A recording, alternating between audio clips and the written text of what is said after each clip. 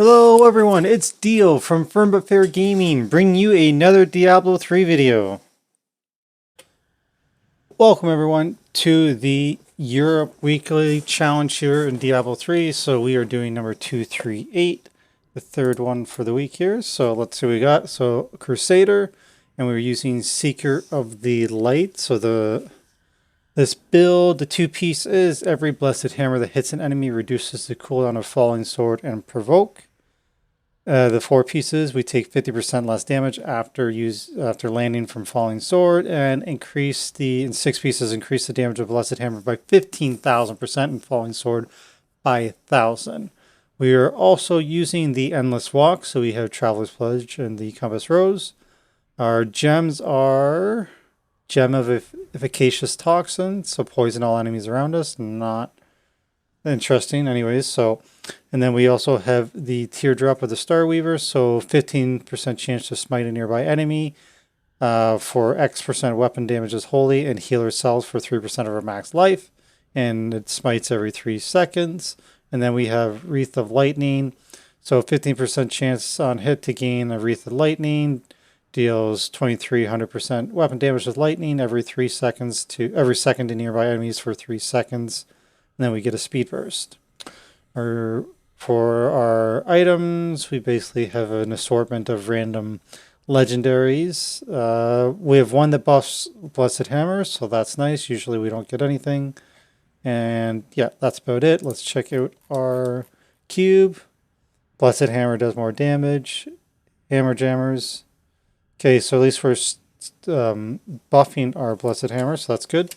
Sometimes that's more than we usually get. So then our abilities, we have Judgment here. So passes the Judgment all enemies in the area, immobilizing them in place for a short duration. Then we have Condemn, build up a massive explosion that unleashes after 3 seconds. Law of Valor, so increase our attack speed. And then we have Falling Sword, which will be our movement, as well as we get 1,000% more damage from it. So basically we just launch up in the air, we can move across distance, and then we have Sweep, so we're going to be using Sweep to build our Wrath, and then we're going to be able to throw hammers.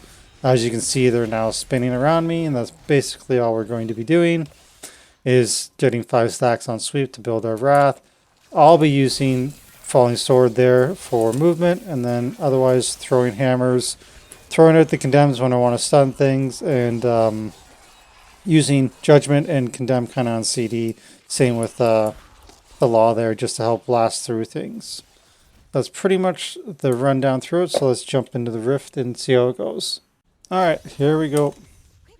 So we know that we're going to be a little bit slow, so we want to try to keep our Wreath of Lightning up as often as possible. So there we go, get a couple stacks, going to keep running forward, try to keep that going. And then keeping a couple hammers up as we go. So we kind of ran out of our Wreath there, so I want to get it back up. Cut up. Wasn't a very good jump there, but we have an elite up here. Let's get up here and kill him. So this is pretty one shot, so it is pretty good that way. The only downside to this build that I've seen so far is the mobility. So we can keep our Wreath of Lightning up, will be pretty good, using our Falling Sword as we can to move forward. These guys might be a little bit annoying. Flyers like pretty hard to contain. There we go. Getting stunned. So don't worry about if we're behind at the start. We're going to get caught up here once we get going. Just like a normal Rift, you kind of lag or a little bit behind sometimes before you get pylons. So we're going to be fine here. We're getting our Wreath of Lightning up. So our movement's going to be pretty good. And this is a slow map to begin with, so we just need to get through here as best we can. There we go. On to the next map. Awesome. It's a battlefield. We're going to be flying now. Oh, got feared.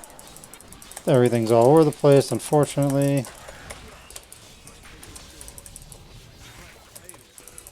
There we go. Everything's dead. Don't forget the orb. There we go. Speed. That'll help us get going.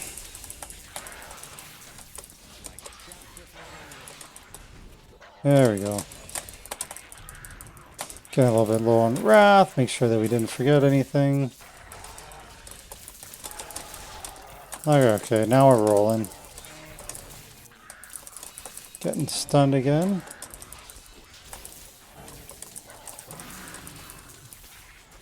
I'm gonna say there was a blue there. So, oh man. Sometimes that happens when you go to jump and just go straight up. Means I was trying to jump over top of the side of a wall, which doesn't exactly work. So let's keep going. We're ahead of the timer now. That's exactly what I like to see. Oh, this is good. Getting multiple blues back to back. Let's go. Keep our wreath of lightning going.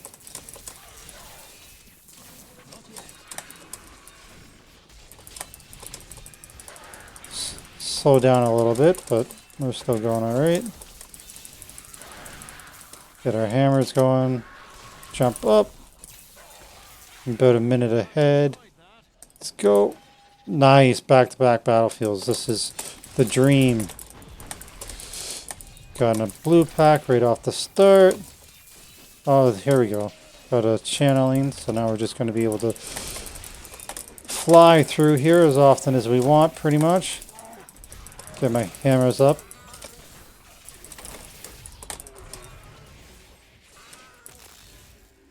Stunned again. That's pretty inconvenient. Sometimes that's going to happen though.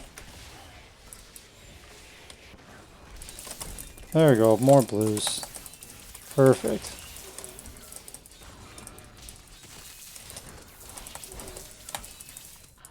Gotta get our hammer out. There we go. Got all them down. Oh, there's two sets of blues. I can't believe I missed that. There we go. Ahead by minute. Oh, perfect. Another set. Feared. Boo. Nice. There we go. 5 more percent. We're going to spawn the Guardian here. 2.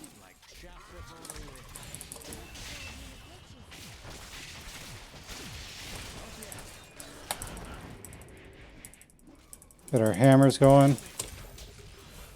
Oh, had a little bit of lag there. That's cool.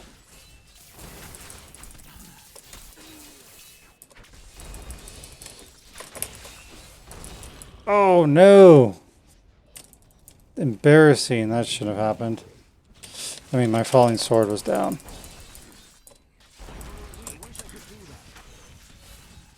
Dodge. There we go. Perfect. Other than the embarrassing part of dying. So let's see how we did. So 510, good enough for 6. Not too bad. We could have been a little bit quicker there. And of course, not die. But not too bad. So if you have any questions about the build, please let me know in the comments below. I'll be happy to answer those for you.